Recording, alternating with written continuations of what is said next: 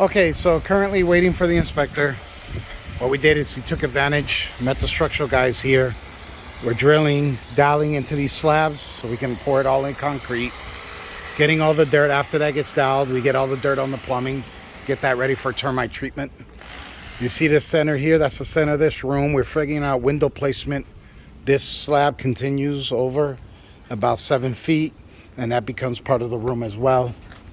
And, you know, pretty much just mark where the cuts need to be. So we have to, since all this is concrete, we have to dial into the footer system and put a rebar going up.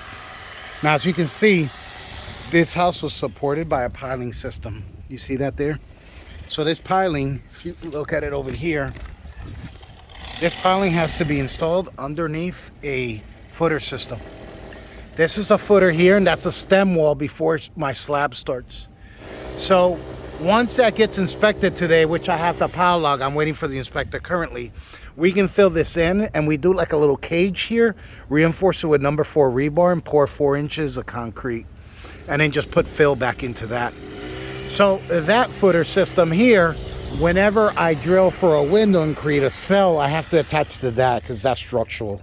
Everything else is just, you know, fluff, if you would. So we got the door here. As you can see, there's our door, columns. We have 2 windows here. So we spent about a few hours just laying this out and, you know, giving the guys a, you know, some type of idea where the placements are at. A lot of times structural details and architectural details don't make sense, or they don't add up.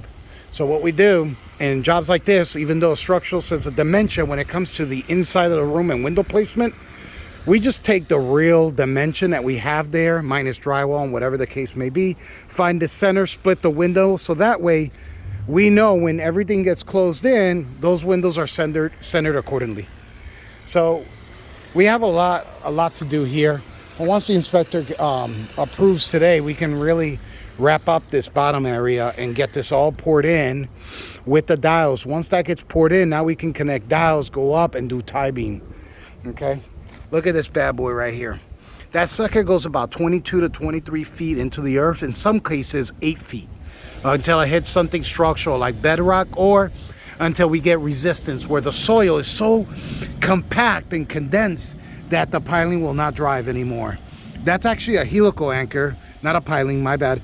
So the helical anchor has like a propeller in the back, and when you torque it, it creates, you know, the tension that it needs as it goes down, and it passes all this sand until it hits something structural, like I said before, until it gives us resistance.